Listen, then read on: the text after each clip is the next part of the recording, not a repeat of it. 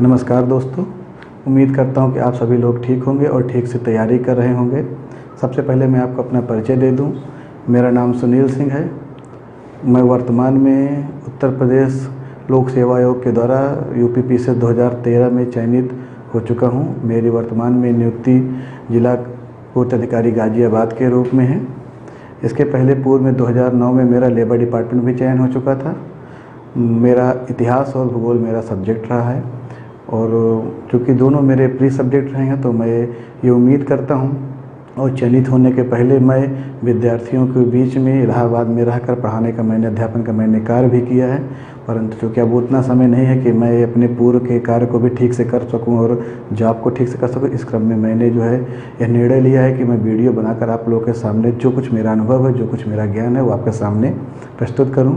उम्मीद करता हूं कि इससे आपके ज्ञान में वृद्धि होगी और आप सफलता के मार्ग में जिस तरह से आगे बढ़ रहे हैं उसमें यह सहायक के रूप में अपनी भूमिका अदा करेगा। क्योंकि मैं जानता हूं आप सभी लोग को पहले से ही कुछ नॉलेज है पढ़ने के तौर तरीके पर। हम कोशिश करते हैं, सीखते हैं कि शायद हो सकता है हमें कुछ नया कुछ देखने को मिले और हम चीज़ों को और बेहतर ढंग से देखेंगे। तो आइए हम लोग स्टार्ट करते हैं इतिहास सब्जेक्ट के बारे में। और इतिहास के पूरे पोर्शन को हम लोग लगभग 70 से 80 वीडियो में देखेंगे, लेकिन शुरुआत आज हम लोग शुरुआत में करते हैं। तो इतिहास को हम लोग इसलिए ज़्यादा महत्व दे रहे हैं जैसा कि हम सभी लोग जानते हैं कि वर्तमान में इतिहास से जुड़े हुए सवालों की संख्या लगातार बढ़ रही है और इतिहास हमें प्री, मेंस और इंटरव्यू सभी पोर्शनों में बराबर उसका महत्व रहता है। प्री में यूपीएससी में इतिहास के सवाल 15 से 20 क्वेश्चन हर वर्ष पूछे जाते हैं और यूपीपीसीएस में तो प्री और मेंस दोनों में ऑब्जेक्टिव होने की वजह से इतिहास के नंबर ऑफ क्वेश्चन की संख्या अधिक रहती है। तो आइए हम लोग प्रयास करते हैं कि इतिहास को कितने आसानी से, सरल, सहज और ढंग से पढ़ते हैं, चीज़ों को अच्छे ढंग से समझते हैं और इतिहास की जो भ्रांतियाँ हैं उनको दूर करते हैं और प्रयास करते हैं एक सही तरीके से पढ़कर जल्दी जल्दी सफल होने का प्रयास करते हैं। आइए हम लोग देखते हैं इतिहास चैप्टर। तो आइए सबसे पहले इतिहास, जब हम इतिहास के बारे में देखते हैं तो पहली बात देखते हैं कि इतिहास को अध्ययन के दृष्टिकोण से, अध्ययन की दृष्टि से इतिहास को 3 मेजर पार्टों में बांटा गया। ये देखिए 3 पार्ट जो हैं, एक को कहा जाता है प्राचीन काल जिसको हम लोग एंशिएंट हिस्ट्री कहते हैं, दूसरे को कहा जाता है मध्यकाल जिसको हम लोग मिडवल हिस्ट्री कहते हैं और तीसरे हिस्से को कहा जाता है आधुनिक काल जिसको हम लोग मॉडर्न हिस्ट्री कहते हैं। अब तो एक चौथा हिस्सा आने लगा है जिसको हम लोग कह जाते हैं स्वतंत्रता के बाद का काल। ये यूपीएससी में जुड़ गया है तो इसमें भी अब हमें अलग से मेहनत करने की ज़रूरत है। स्वतंत्रता के बाद लगभग 70-80 दशक तक, 90 के दशक तक, ग्लोबलाइजेशन तक, स्वतंत्रता के बाद का इतिहास, ये भी एक महत्वपूर्ण पोर्शन जो कि इस समय यूपीएससी मेंस में पूछा जा रहा है और यूपीपीसीएस प्री और मेंस में भी कुछ सवाल इसके बाद के रहते हैं। तो हम लोग सभी हिस्से को देखेंगे। आइए प्राचीन काल को अगर हम लोग देखें तो बड़ा प्राचीन काल के हिस्से को हम लोग देखते हैं। तो प्राचीन काल में सबसे पहले देखते हैं पाषाण काल आता है। ये क्या है भी हम लोग देखेंगे, बस केवल हम लोग समझने पे आ रहे हैं। उसके बाद सिंधु घाटी सभ्यता आती है।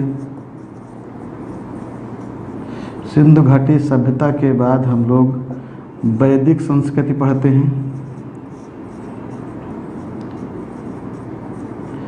यहीं पर बीच में ताम्रपाषाण काल भी आता है।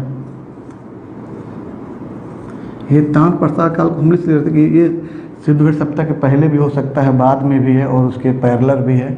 वैदिक संस्कृत के बाद अगर हम लोग देखते हैं तो महाजनपद काल आता है। महाजनपद काल के साथ साथ हम लोग देखते हैं तो एक साथ पैरेलल बौद्ध और जैन धर्म का विकास होता है और उनका विस्तार भी होता है। इसके बाद हम लोग जब देखते हैं तो आगे मौर्य काल, एक महान साम्राज्य का उदय होता है मौर्य काल का।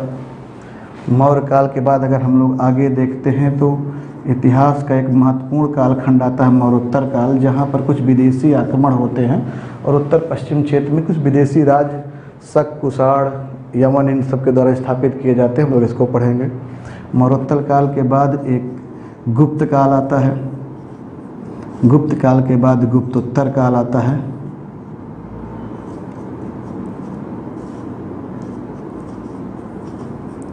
और यही गुप्तोत्तर काल सामंतवादी काल होता है। इस समय पूरा जो साम्राज्य छोटे छोटे हिस्सों में, क्षेत्रीय राज्यों में बढ़ जाता है और वहाँ से आगे चल के जब हम लोग देखेंगे यहाँ पर, तो मध्यकाल में जब आएंगे तो इस्लाम का उदय, उसके बाद मोहम्मद बिन कासिम का आक्रमण, महमूद गजनबी का आक्रमण, मोहम्मद गोरी का आक्रमण, फिर कुतुबुद्दीन ऐबक के द्वारा दिल्ली सल्तनत की स्थापना, फिर पूरा दिल्ली सल्तनत काल, मध्य, उसके बाद मुग़ल काल, फिर मुग़ल काल के बाद फिर मॉडर्न का हिस्सा।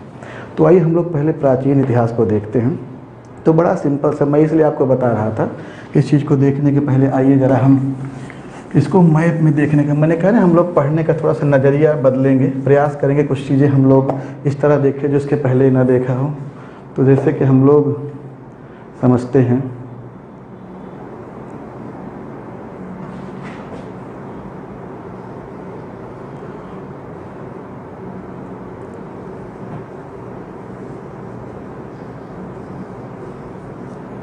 ये हम लोग एक रफ कार के रूप में देख रहे हैं ताकि हमको इतिहास में एक मोटे छोट समझ डेवलप हो हमारे। अगर हम लोग इस चीज़ को देखें तो देखिए जो हमारा पहला पाषाण काल है, जिसको हम लोग स्टोन एज कहते हैं। तो पाषाण काल एक ऐसा काल है जब मनुष्य पत्थरों के साथ रहता है, पत्थरों के साथ अपना उनका विकास होता है, पत्थर के औजार बनाता है, पत्थरों के घरों में रहता है, पत्थरों के बर्तनों में रहता है, में खाना खाता है।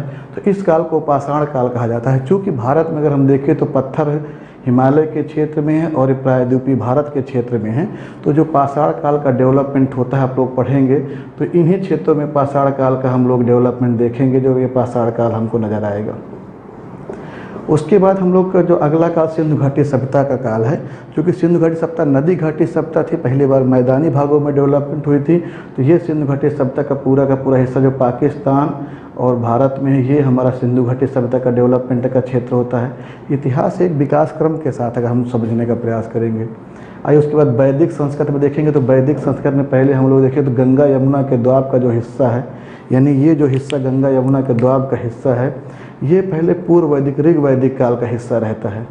आगे चल के उत्तर वैदिक में हम लोग देखते हैं तो इसका विस्तार गंडक नदी और यहाँ पर नर्मदा तक हो जाता है उत्तर वैदिक काल में आके, यानी कि उत्तर वैदिक काल को हम लोग और आगे देखेंगे। मध्यकाल में आगे चल के जब देखेंगे तो महाजनपद में बहुत सारे 16 महाजनपद होते हैं। उन्हीं महाजनपदों में मौर्य साम्राज्य आगे हो बढ़ के आता है और उसके द्वारा एक साम्राज्य की स्थापना की जाती है, जो एक अखिल भारतीय साम्राज्य के रूप में पूरे भारत में लगभग देखा जाए तो दक्षिण के कुछ राज्यों को छोड़कर पूरे भारत में एक साम्राज्य की स्थापना होती है, मौर्य साम्राज्य की स्थापना होती है। फिर मौर्य साम्राज्य अपने पराकाष्ठा पर रहता है, जब उसका पतन होता है तो मौर्योत्तर काल आता है, जिसमें यहाँ पर पश्चिम से कुछ आक्रमण होते हैं, यवनों के, कुषाणों के, पहलवों के, उनके द्वारा ये पश्चिम भारत के क्षेत्रों में कुछ राज्यों का निर्माण किया जाता है, कुछ उनके द्वारा सांस्कृतिक योगदान हमारे देश में किया जाता है। तो उसको हम लोग मौर्योत्तर काल में पढ़ेंगे। एक बार पुनः भारत को एक जोड़ने का प्रयास गुप्त काल में पाटलिपुत्र को राजधानी बना के किया जाता है, जो गुप्त काल का समय आता है। फिर अंततः फिर पूरा भारत कई छोटे छोटे हिस्सों में बढ़ जाता है, जिसको हम लोग गुप्तोत्तर काल कहते हैं। कहने का मतलब ये है कि जब हम इतिहास को पढ़ते हैं तो हम देखते हैं पाषाण काल वहीं डेवलपमेंट हुआ जहाँ पत्थर था। सिंधु घाटी सभ्यता चूँकि एग्रीकल्चर बेस्ड थी, व्यापार बेस्ड थी, तो वहीं हुई जहाँ पर बंदरगाह और एग्रीकल्चर लायक भूमि थी।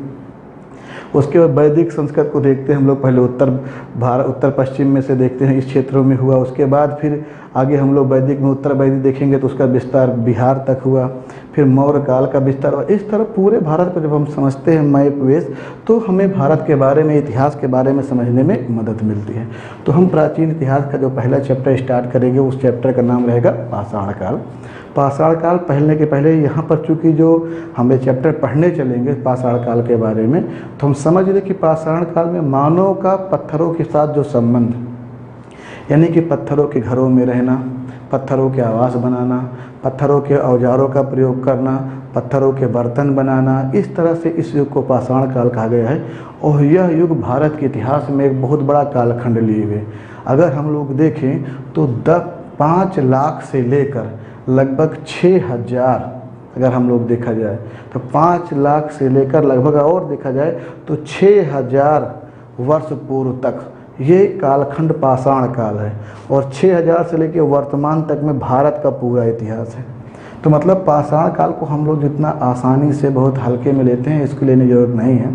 मतलब पाषाण काल अपने आप में इतिहास का एक बहुत बड़ा कालखंड लिए हुए है। तो इसको हम लोग पढ़ने के पहले ये देखते हैं कि मानव की उत्पत्ति कैसे हुई, पृथ्वी का पहले भूगर्भिक इतिहास समझेंगे, क्योंकि हम एक शब्द देखेंगे कि मानव की धरती की उत्पत्ति टर्सरी युग के प्लायोसीन काल में हुई थी। तो यहाँ आपको दो शब्द मिलेंगे, एक टर्सरी युग, दूसरा प्लायोसीन काल। तो इसलिए पहले ये टर्सरी युग है क्या चीज़, ये प्लायोसीन क्या है, तब हम मानव की उत्पत्ति देखेंगे। फिर मानव की उत्पत्ति के द्वारा हम लोग देखेंगे रामापिथेकस मानव क्या था, ऑस्ट्रेलोपिथेकस मानव क्या है, होमो हैबिलस मानव क्या है, जावा मानव क्या है, पेकिंग मानव क्या है, निएंडरथल मानव क्या था, क्रोमैग्नन मानव क्या था, उसके बाद आधुनिक होमो सेपियंस मानव। तो इस तरह से मानव के विकास की एक लंबी प्रक्रिया रही है इस चीज़ों को समझने के लिए। और चूँकि मानव में जो आधुनिक मानव होमो सेपियंस है ये उच्च पुरापाषाण काल में आता है, तो उसका संबंध यहाँ से होता है। तो हम लोग दोनों के एक साथ पूरे विकास के क्रम में देखेंगे। तो आइए हम लोग एक ऐसा हिस्सा पढ़ने जा रहे हैं जिसका मैं जहाँ तक मैं कहूँ डायरेक्ट संबंध तो इतिहास से नहीं है, लेकिन इनडायरेक्ट संबंध इतिहास से ज़रूर है। यानी भूगोल और इतिहास दोनों को हम लोग एक साथ मिक्सअप करने जा रहे हैं। और इस समय यूपी पीसीएस में से इससे महत्वपूर्ण सवाल पूछे जा रहे हैं।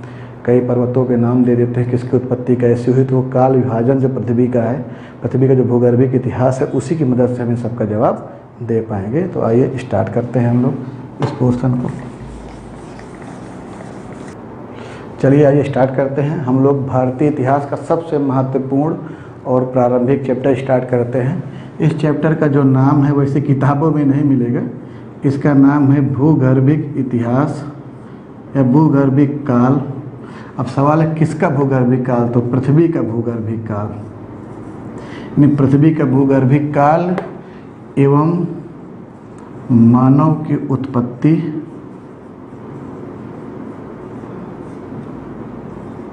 व विकास। इस तरह से हम लोग देखते हैं कि पृथ्वी का ये जो भूगर्भिक काल है, पूरे पहले हम लोग पृथ्वी को बेसिक चीज़ है, जैसे ये चैप्टर पूरा भूगोल का है, परंतु हम पहले समझेंगे कि पृथ्वी का जैसे एक मनुष्य की उम्र होती है उसको अलग अलग कालखंडों में बांटते हैं, उस तरह पृथ्वी की भी उम्र को हम लोगों ने पृथ्वी के रेडियो एक्टिव पदार्थों के बेस से, यूरेनियम डेटिंग बेस से हम लोगों ने पृथ्वी की आयु के बारे में पता लगाया है। तो इससे जानकारी मिली कि जो पृथ्वी हमारी है वो आपका 4.6 अरब वर्ष पूर्व है। और समझ सकते हैं कि पृथ्वी हमारी 4.6 अरब वर्ष पूर्व, कहीं कहीं 4.8 मिलता है, लगभग में 5 अरब भी किया जाता है। तो कोई भी डेटा रहे, आपको डेटा में परेशान नहीं होना है। कहीं पर 4.8 मिलेगा, कहीं पर 5 अरब वर्ष पूर्व मिलेगा।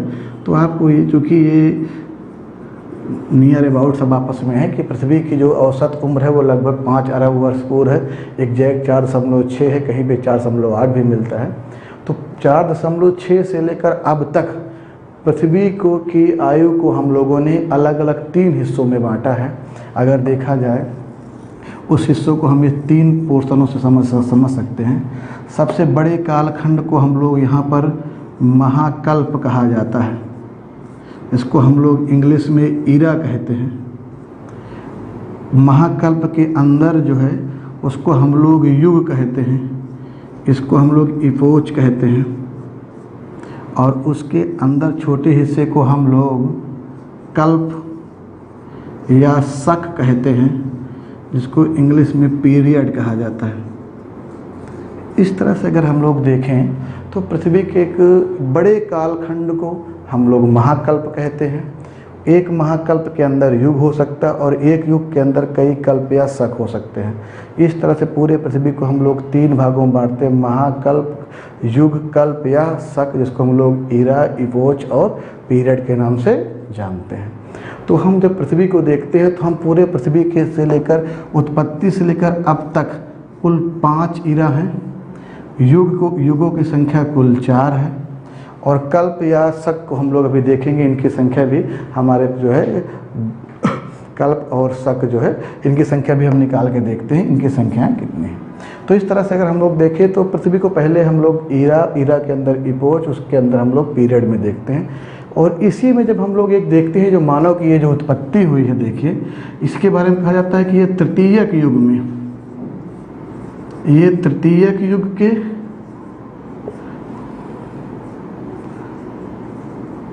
प्लायोसीन काल में, कल्प में।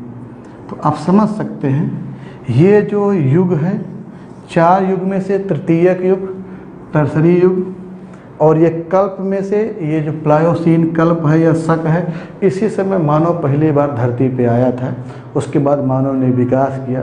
तो जब तक हम इसे नहीं समझेंगे तब तक हम लोग मानव की उत्पत्ति को, आगे उसके विकास की प्रक्रिया को समझ नहीं पाएंगे।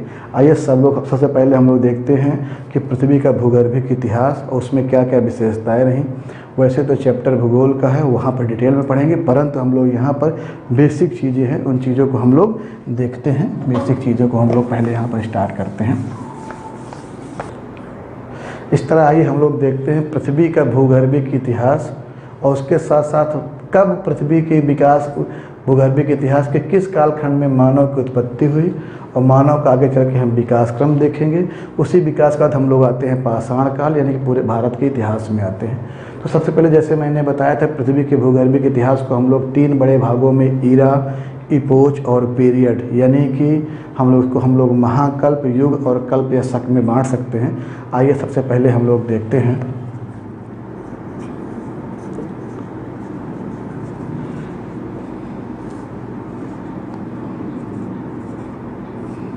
Pre Palaeozoic Ira. पृथ्वी का सबसे पुराना कालखंड जो है, इसको हम कहा जाता है प्री पैलियोजोइक ईरा, यानी महाकल्प। उसके बाद हम लोग आगे देखेंगे तो पैलियोजोइक, प्री मतलब पहले, यानी पैलियोजोइक बेस ये था, और इसके पहले वाले को प्री पैलियोजोइक कह दिया गया, क्योंकि मेन विशेषताएं यहीं से मिलती हैं पैलियोजोइक ईरा से। लेकिन इसके पहले वाले को हम प्री पैलियोजोइक, जहाँ पे कुछ छोटी मोटी विशेषताएं थी, कह देते हैं। उसके बाद हम लोग देखेंगे मेसोजोइक ईरा, फिर सीनोजोइक ईरा,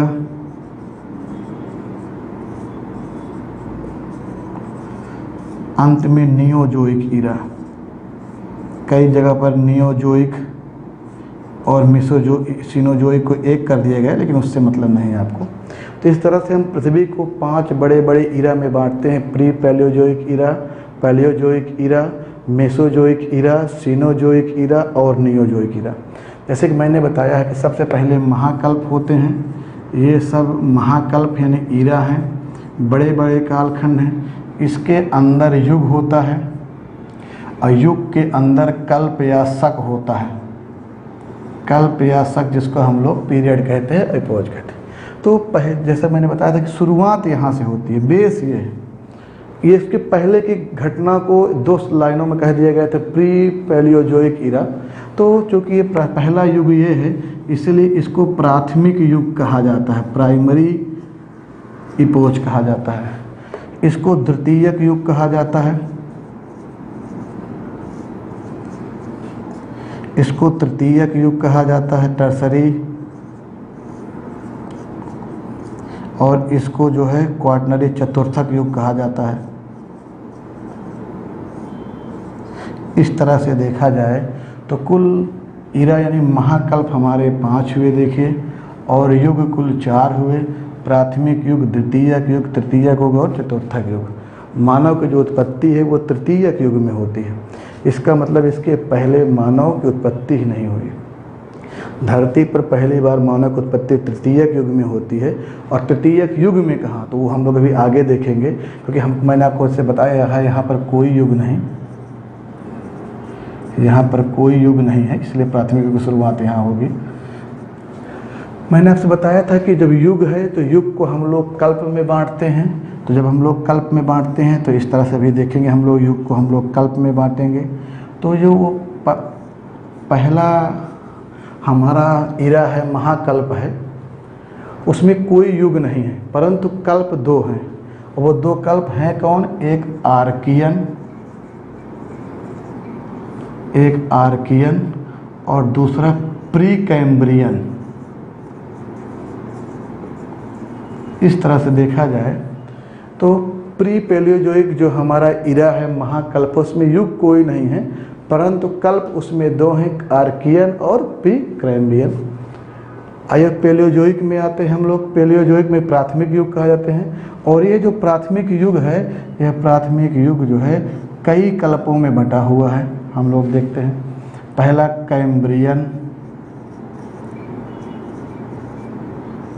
कैम्ब्रियन, दूसरा ओर्डोविशियन, तीसरा सिलुरियन,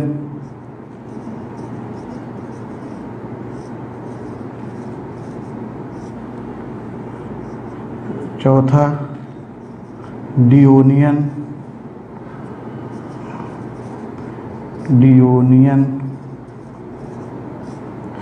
पांचवा कार्बोनीफेरस,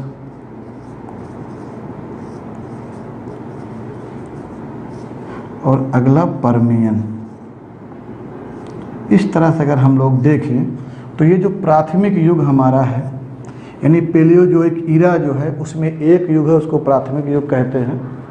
और इस युग में कुल 6, देख लीजिए, कुल इसको हम लोग 6 कल्प या शकों में बांट देते हैं। हर एक कल्प, हर एक शक की अपनी अलग अलग विशेषता है, इनको हम लोग आगे चल के देखेंगे। उसके बाद आइए हम लोग मेसोजोइक युग में आते हैं। इस मेसोजोइक ईरा को हम लोग द्वितीयक युग में कहते हैं और इसके 3 हिस्से हैं। देखिए, इसके मेसोजोइक ईरा के 3 हिस्से हैं। आइए उन 3 हिस्सों को हम लोग देखें। तो ये 3 हिस्से जो हैं, ये कहलाता है ट्रियासिक, ये कहलाता है जुरैसिक, और ये जो है आपका कहलाता है क्रिटेशियस। इस तरह से जो हमारा मेसोजोइक ईरा है उसमें उसके युग को द्वितीयक युग कहते हैं, सेकेंडरी इपोज कहते हैं, और उसको 3 कल्प में 3 पीरियड में बांट देते हैं, ट्रियासिक, जुरैसिक और क्रिटेशियस। आगे चलते हम लोग सिनोजोइक में आते हैं, तृतीयक युग में आते हैं। जब हम लोग तृतीयक युग में आते हैं तो इसमें सबसे पहले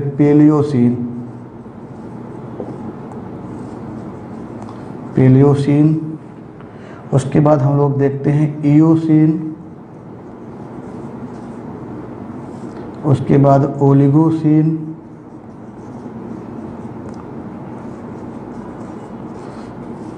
उसके बाद मायोसीन, और सबसे प्लायोसीन।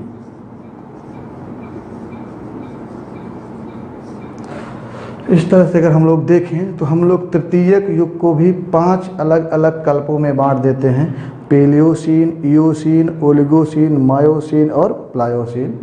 सबसे अंत का जो युग है वो चतुर्थक युग है। इस चतुर्थक युग के 2 हिस्से हैं, देखते हैं हम लोग आगे चल के देखें। इस चतुर्थक युग के 2 हिस्से हैं। एक कहलाता है प्लीस्टोसीन काल, ये हिम युग था। इस समय बड़े यूरोप में 4 बड़े बड़े हिम युग बहुत आए थे। उसके बाद इसको हम लोग गुंज, मेंडल, रिस और उर्म कहते थे। और ये आगे चल के हम लोग देखेंगे होलोसीन काल था, होलोसीन कल्प। तो इस तरह से अगर हम लोग देखें और हम लोग कल्पों की संख्या देखें तो 2, 5, 2, 6, 6, 2, 8, 8, 3, 11, 11, 5, 16, 16, 2, 18। इस तरह से अगर देखा जाए कुल कल्प की संख्या 18 है। तो हम इस तरह अगर समझें तो पूरे पृथ्वी के भूगर्भिक इतिहास को हम बड़ा बड़ा महाकल्प, युग, कल्प या शक में बांटते हैं, जिनको 5 महाकल्प, 4 युग और 18 शक या 18 कल्प हैं। हर एक की अपनी अलग अलग विशेषता है। जब हम भूगोल में पढ़ते हैं तो इन सब की अलग अलग विशेषता है। उदाहरण के लिए मैं भी यहाँ पे बहुत डिटेल में नहीं जाऊँगा, केवल शॉर्ट बताता हूँ। ये जो आर्कियन युग है, इस समय जीवन की उत्पत्ति ही नहीं हुई थी, केवल नीस और ग्रेनाइट की चट्टानें थी। जो प्री कैम्ब्रियन काल आता है, इस यानी कि ये जीवन रहित युग था, इसमें कोई जीवन नहीं था, ये जीवन रहित युग है अगर हम लोग शॉर्ट में देखें। और इसमें जीवन रहित युग के साथ साथ केवल नीस व ग्रेनाइट की चट्टानें थी यहाँ पर। आगे चल के जब हम कैम्ब्रियन काल में आते हैं, प्री कैम्ब्रियन काल में आते हैं, तो देखते हैं कि इस समय हमारे यहाँ पर अरावली और धारवाड़ चट्टानों का विकास होता है। चट्टानों के क्रम का विकास इस समय होता है। तो धारवाड़ और अरावली चट्टानें जो हैं वो प्री कैम्ब्रियन काल की हैं। प्री कैम्ब्रियन काल में वैद्यव्य जीवन तो नहीं था, परंतु गर्म समुद्रों में से सूक्ष्म जीवों का विकास प्रारंभ हो गया था। स्थल भाग अभी भी जीवन से पूरी तरह से रहित था। कैम्ब्रियन काल में जब हम आते हैं देखते हैं तो कैम्ब्रियन काल में एक भारत में विंध्य पर्वत है। विंध्य पर्वत की चट्टानें इस क्रम में हमको प्राप्त होती हैं कैम्ब्रियन काल में। इनके अलावा समुद्रों में, क्योंकि वहाँ पर मैंने कहा नहीं था गर्म समुद्रों में सूक्ष्म जीवों का विकास होने लगा था, लेकिन कैम्ब्रियन काल में समुद्री घास का विकास होता है। समुद्री घास का विकास होता है और छोटी मोटी सूक्ष्म जीव जिसको माइक्रो सूक्ष्म जीव एवं वनस्पति का विकास प्रारंभ हो जाता है ये कैम्ब्रियन काल में। तो कैम्ब्रियन काल बहुत महत्वपूर्ण है। बस विंध्याचल पर्वत, समुद्री घास और सूक्ष्म जीवों का पहली बार विकास होता है यहाँ पर इस समय हम देखते हैं तो बिना रीढ़ वाले सूक्ष्म जीवों का भी ये सभी विकास का क्रम है। इसमें बिना रीढ़ वाले सूक्ष्म जीवों का विकास हो जाता है। ओर्डोविशियन काल जब आता है तो यहाँ पर सागर जो है स्थलों के अंदर प्रवेश कर गया था। लगभग आधा अमेरिका ओर्डोविशियन काल में डूब गया था, परंतु कोई और ज़्यादा उपलब्धि इस काल की नहीं रही है। सिल्यूरियन काल में हम लोग आते हैं। सिल्यूरियन काल एक महत्वपूर्ण काल रहा है क्योंकि पहली बार समुद्र में मछलियों का विकास सिल्यूरियन काल में होता है और यहीं पर पहली बार प्रवाल भित्तियों का विकास होता है। यानी प्रवाल भित्ति जब कोरल रीफ्स हम आगे पढ़ेंगे भूगोल में तो वहाँ देखेंगे। और यहाँ पर जो है आपका सिल्यूरियन काल में रीढ़ वाले जीव, देखिए यहाँ बिना रीढ़ के जीव थे। यहाँ देखें तो यहाँ बिना रीढ़ की हड्डी वाले जीव हैं यहाँ पर। और सिल्यूरियन काल में जब आ जाएंगे तो रीढ़ की हड्डी वाले जीव सिल्यूरियन काल में होते, इसलिए इसको एज ऑफ वर्टिब्रेट्स कहा जाता है। यानी कि रीढ़ की हड्डी वाले जीवों का युग कहा जाता है सिल्यूरियन काल को। और इसमें पहली बार मछली का विकास हुआ था। समुद्री मछली, छोटी छोटी मछलियाँ आई थी, उसके साथ प्रवाल भित्ति का विकास हुआ था। डियोनियन काल में जब हम लोग आएंगे, देखिए सब युग है, इनकी अलग अलग विशेषताएं। जैसे ये कहलाता है रीढ़ की हड्डी वाला युग, यानी एज ऑफ वर्टिब्रेट्स। तो ये एज ऑफ फिश कहलाता है, नहीं कि मत्स्य युग कहलाता है डियोनियन काल, क्योंकि इसमें शार्क मछली का विकास हुआ था और शार्क मछली बड़े पैमाने पर एक बड़ी मछली है, उसकी उत्पत्ति हुई थी, इसलिए इसको एज ऑफ फिश यानी मत्स्य युग कहा जाता है डियोनियन काल को। और इसमें पहली बार उभयचरों की उत्पत्ति हुई थी। कार्बोनिफेरस काल जब आता है तो इस काल में जो उभयचर की उत्पत्ति तो यहाँ पर होती है, लेकिन आगे चलकर उभयचरों का जो विकास कार्बोनिफेरस काल में होता है, इसलिए इसको एज ऑफ एम्फीबियंस यानी कि हम लोग उभयचरों का युग कहा जाता है। तो इस तरह देखा जाए तो इस युग को कहा जाता है मत्स्य युग। ये मत्स्य युग है क्यों? क्योंकि शार्क मछली आ गई थी।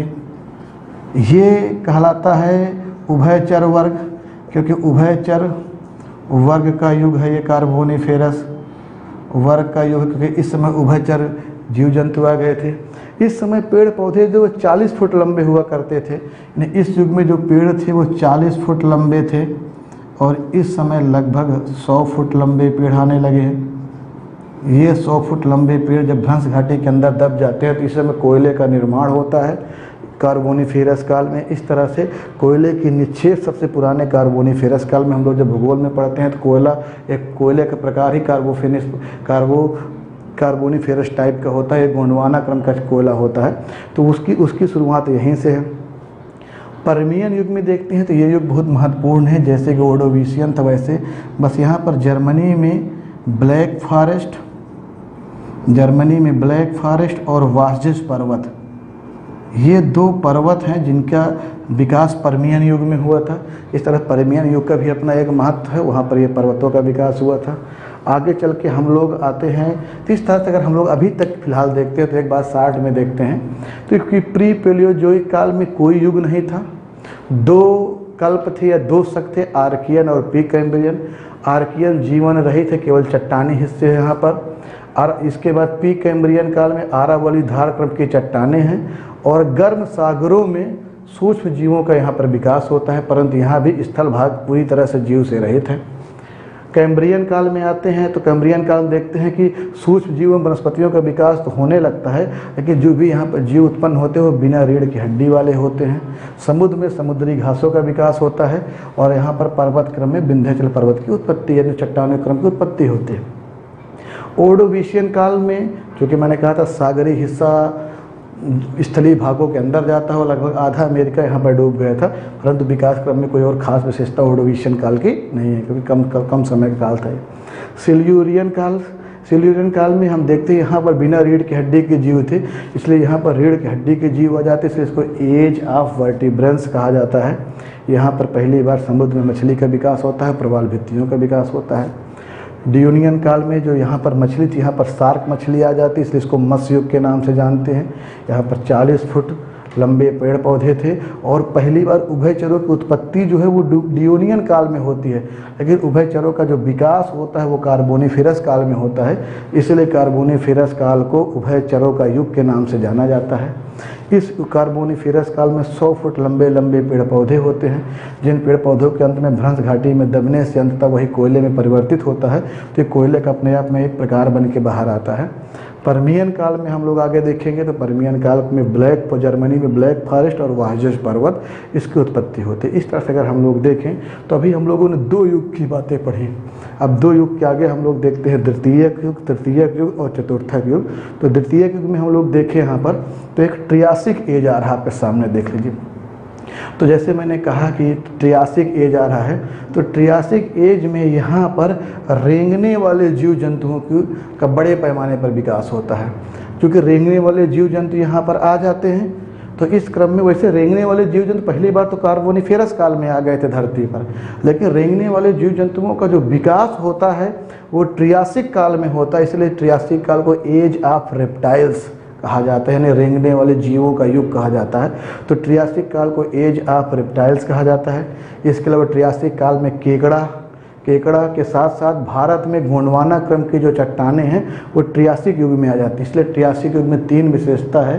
ट्रियासिक युग को पहले रेंगने वाला युग यानी कि एज ऑफ रेप्टाइल्स कहा जाता है। इसके अलावा ट्रियासिक युग में केकड़ा पहली बार धरती पर आता है, केकड़ा हम लोग जानते हैं उसकी उत्पत्ति ट्रियासिक युग में होती है। इसके अलावा भारत में हम चट्टानें अगर देखें तो गोंडवाना क्रम की चट्टानें ट्रियासिक युग में होती हैं। अगर अभी तक हम लोग देखें भारत में हम लोगों ने 4 क्रम की चट्टानें पढ़ी, अरावली प्री कैम्ब्रियन काल, धारवाड़ प्री कैम्ब्रियन काल, विंध्यन कैम्ब्रियन काल में। इसके अलावा हम लोग यहाँ देख रहे हैं गोंडवाना क्रम की चट्टानें कहाँ आ रही हैं, ट्रियासिक काल में। तो ट्रियासिक काल में ये 3 चीज़ें हो गई। जुरैसिक काल में देखते हैं, तो जुरैसिक काल में आगे जब हम लोग देखते हैं, इसको आप लोग नोट डाउन भी करते रहिए क्योंकि मैं यहाँ पर जगह नहीं इसलिए मैं केवल बोल दे रहा हूँ। तो जुरैसिक काल में हम लोग देखेंगे तो इस समय जुरैसिक काल में डायनासोर की उत्पत्ति हो गई थी, इसलिए जुरैसिक काल को हम लोग देखें तो डायनासोर का युग कहा जाता है। और अगर देखा इसको ये मेसोजोइक इरा है यहाँ पर, तो डायनासोर की उत्पत्ति अगर इरा में पूछे तो मेसोजोइक, युग में पूछे तो द्वितीयक युग और कल्प में पूछे तो जुरैसिक। इसके साथ साथ यहीं पर कंगारू की भी उत्पत्ति होती है, कंगारू की उत्पत्ति। इसके अलावा आर्कियोप्टेरिक्स का नाम सुना होगा आप लोगों ने। आर्कियोप्टेरिक्स एक तरह से जो स्थल और वायु दोनों का, जो जल और थल में रह सके, लैंड और वाटर दोनों में रह सके, और ये जो है जो स्थल में और वायु में दोनों में रह सके, उसको कहा जाता है आर्कियोप्टेरिक्स। के बीच की जो कड़ी होती है पक्षी और शरीर सब के बीच की कड़ी एक जीव, उसको आर्कियोप्टेरिक्स कहा जाता है, जो कि स्थल में भी रह सकता है और वायु में भी रह सकता है। उसकी उत्पत्ति भी जुरैसिक काल में होती है। जुरैसिक काल 3 चीज़ों के लिए फेमस है, डायनासोर के लिए, कंगारू के लिए और आर्कियोप्टेरिक्स के लिए। आर्कियोप्टेरिक्स एक प्रकार से ये पक्षी और सरीसृप के बीच की कड़ी है, जो कि पक्षी वजह से उड़ भी सकती है, सिर्फ रेंगने की वजह से स्थल में भी चल सकती है। क्रिटेशियस काल में ये हम लोग आते हैं, क्रिटेशियस काल में आते हैं। तो क्रिटेशियस काल में अगर हम लोग देखें तो इस क्रिटेशियस काल में कछुए की उत्पत्ति होती है। कछुआ जो हम लोग देखते हैं उसकी उत्पत्ति क्रिटेशियस काल में होती है। इसके अलावा क्रिटेशियस काल में अमेरिका में 2, उत्तरी अमेरिका में रॉकी और दक्षिण में इंडीज पर्वत का विकास होता है। तो दक्षिण अमेरिका में इंडीज, जो कि विश्व का सबसे लंबा पर्वत श्रृंखला, लगभग 7200 मीटर के आसपास किलोमीटर, 7200 किलोमीटर है वो आपका पर्वत है यहाँ पर। तो इस तरह से अगर हम लोग देखें तो क्रिटेशियस युग में हम लोग रॉकी और इंडीज पर्वत की उत्पत्ति होती है। क्रिटेशियस युग में हम लोगों ने देखा कछुआ की उत्पत्ति होती है। क्रिटेशियस युग में भारत के महाराष्ट्र में बुल्ढाना एक ज़िला है, वहाँ पर ज्वालामुखी फटा था, जिससे क्रेटर, जिससे हम लोग अगर वहाँ देखें तो एक झील है, उस झील का निर्माण हुआ वहाँ पर, उसको लोनार झील कहा जाता है। और उसके आसपास जो लावा आया, बेसाल्ट आया, ठंडा हुआ, उससे जो मिट्टी बनती है उसको ब्लैक सॉइल कहते हैं। यानी भारत में काली मिट्टी का जो विकास हो क्रिटेशियस युग में फटने वाले ज्वालामुखी की वजह से होता है। तो क्रिटेशियस काल भी 3 चीज़ों के लिए फेमस है। इस तरह अगर हम लोग देखें तो ये जो द्वितीयक युग मेसोजोइक इरा का जो द्वितीयक युग है, इसमें 3 ट्रियासिक, जुरैसिक और क्रिटेशियस में तीनों में 3 अलग अलग विशेषताएं हैं। फिर से एक बार शार्ट में देख लेते हैं। ट्रियासिक को इसे एज ऑफ रेप्टाइल कहा जाता है। इसमें मैंने कहा था कछुए की उत्पत्ति पर, केकड़ा की उत्पत्ति पर हुई थी, और इसके साथ साथ यहाँ पर भारत की गोंडवाना क्रम की चट्टानें पाई गई हैं। जुरैसिक काल मैंने बता दिया आपको डायनासोर के साथ साथ कंगारू, और कंगारू के साथ साथ मैंने भी बताया था आपको क्या भाई, डायनासोर है।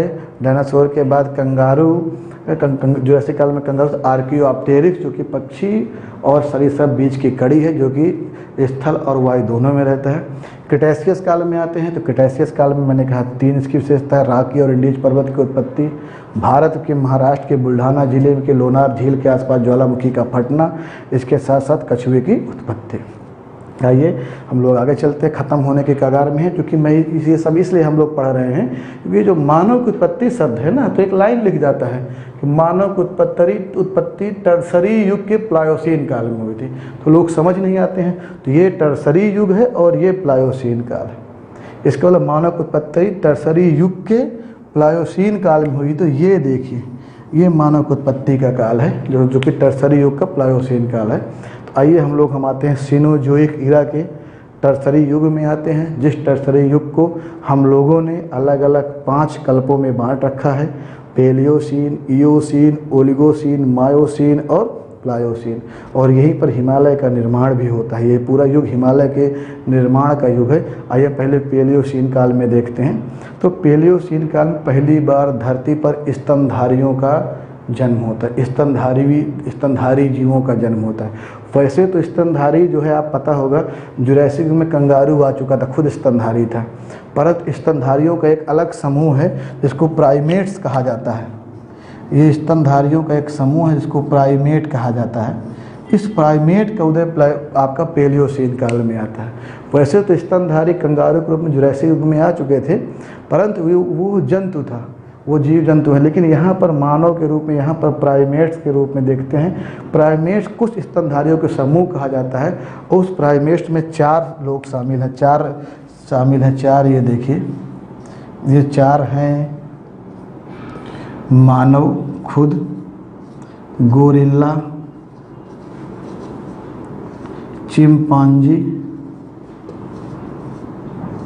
और औरंगटन। मैं फिर से बोल दे रहा हूँ, उसको आप लोग नोट डाउन कर लीजिए जहाँ है। प्राइमेट्स, इन सब के समूह को प्राइमेट्स कहा जाता है। मानव, गोरिल्ला, चिंपांजी और औरंगटन। इस तरह से मानव को हम लोग देखते हैं। तो मानव के पूर्वज को हम अगर अधिक से अधिक लेके जाएंगे तो पेलियोसीन काल में, लेकिन यहाँ पर मानव नहीं है, ये कॉपी के रूप में है, ध्यान दीजिएगा, एक कॉपी के रूप में है। ये मानव के पूर्वज के रूप में, मानव की उत्पत्ति जिसके बारे में पढ़े वो प्लायोसीन काल में आता है।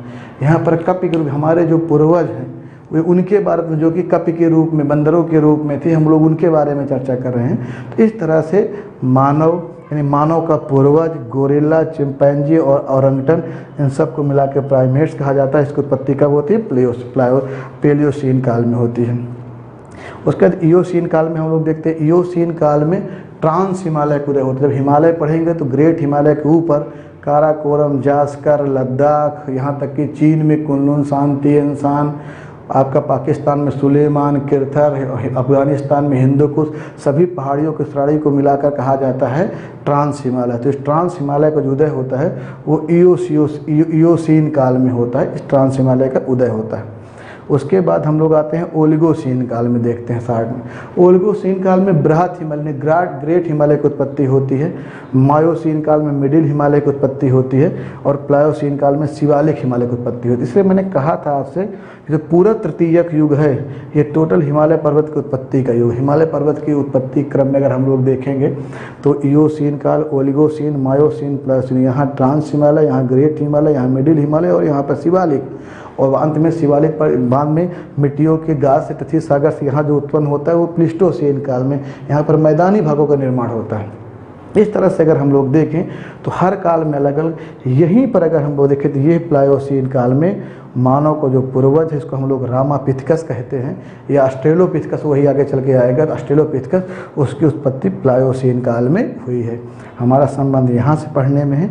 अतः हमारा जो है अब अगला हिस्सा हो जाएगा पृथ्वी पर का भूगर्भिक इतिहास एवं मानव की उत्पत्ति। इस तरह से मानव की उत्पत्ति के सामने एक छोटा सा शब्द लिख दिया जाता है कि मानव की जो उत्पत्ति है वो तृतीयक युग के प्लायोसीन काल में हुए थे। काल यानी कल्प में हुए थे। इस तरह से अगर देखा जाए, इसको अगर हम लोग टाइम पीरियड देखें तो ये 7 से लेके 6 करोड़ वर्ष पूर्व है, ये 6 से 4 करोड़ वर्ष पूर्व है, ये 4 से 2.5 करोड़ वर्ष पूर्व है, ये 2.5 से 1.1 करोड़ पूर्व है, और ये 1.1 से लेकर जो है 10 लाख वर्ष पूर्व है। ये 10 लाख से लेकर, अगर ये 10 लाख से लेकर 10,000 वर्ष पूर्व है, ये 10,000 से लेकर आज तक। मतलब ये टाइम पीरियड्स को हमको याद करने की ज़रूरत नहीं है। अब जब हम इतिहास में पढ़ेंगे तो यहीं पर एक शब्द आए, हम लोग इतिहास में जब पहला काल पढ़ेंगे उसको हम लोग पाषाण काल कहेंगे। अभी हम लोग जब पढ़ने जा रहे हैं पाषाण काल पढ़ेंगे, यानी स्टोन एज कहेंगे। देखिएगा उसकी शुरुआत ही 5 लाख वर्ष पूर्व से होती है, और जब 5 लाख वर्ष पूर्व से होती है तो अगर हम लोग यहाँ पर देखें कि ये जो प्लीस्टोसीन काल है ये 10 लाख से लेकर 10,000 वर्ष पूर्व तक का इतिहास है। मतलब ये अपने आप में 9,90,000 वर्षों का इतिहास अपने आप में प्लीस्टोसीन काल लिया हुआ है। इसका मतलब समझिए बात को, ऐसा नहीं है। भारत का जो इतिहास है, भारत में जो पहली बार मानव के बारे में जानकारी मिली है वो 5 लाख वर्ष पूर्व मिली है। इसलिए भारत का जो पाषाण काल है वो 5 लाख साल पहले से शुरू होता है। यद्यपि भी एक नई खोज हुई है, महाराष्ट्र के बोरी में 14 लाख वर्ष पूर्व एक मानव कंकाल मिला है, परंतु अभी वह वर्तमान में शोध का विषय है। जब वो आ जाएगा तो हमारा पाषाण काल की जो डेट है वो 5 लाख से घटकर हो जाएगी 14 लाख हो जाएगी। वर्तमान में जो हमारा पाषाण काल है वो 5 लाख से शुरू होता है, और वह युग कौन सा है? प्लीस्टोसीन काल। मतलब पूरे धरती पर, पृथ्वी पर मानव की जो उत्पत्ति हुई है वो प्लायोसीन काल में हुई है यहाँ पर। लेकिन भारत में हम लोग जब भारत का इतिहास पढ़ने जा रहे हैं तो भारत में पहली बार जो मानव के सबसे प्राचीनतम साक्ष्य हैं वो लगभग 5 लाख वर्ष पहले हैं, जो कि प्लीस्टोसीन काल के समय के हैं। इस तरह से दोनों शब्दों में अलग अलग दोनों का अर्थ होता है कि धरती पर पहली बार मानव की उत्पत्ति कब हुई, तो तृतीयक युग के प्लायोसीन काल में। भारत में सबसे प्राचीनतम मानव के अवशेष पत्थरों के साथ कहाँ पाए जाते हैं भाई? तो प्लीस्टोसीन काल तक के। अब चूँकि नई खोज अगर मिल जाएगा तो प्लीस्टोसीन काल के आगे हम लोग प्लायोसीन काल पहुँच जाएंगे, जो 14 लाख वर्ष पूर्व जो हमको मिला है, जो कि महाराष्ट्र के बोरी से मिला हुआ है। तो चलिए हम लोग अब अगला चैप्टर स्टार्ट करेंगे, मानव की उत्पत्ति और उसका विकास। ये हमारा पहला पोर्शन पृथ्वी का भूगर्भिक इतिहास। हमने प्रयास किया कि बहुत कम समय में और थोड़ा सा सही ढंग से आपके सामने प्रस्तुत करें। उम्मीद करता हूँ कि चीज़ों को अगर आप ठीक ढंग से देखेंगे तो बड़े आसानी से इसको हम लोग अलग अलग हिस्सों में पढ़ेंगे, इसकी छोटी छोटी विशेषताओं को पढ़ेंगे, जिसमें न केवल इतिहास के, भूगोल के भी आपके सारे सवाल सही होंगे। धन्यवाद।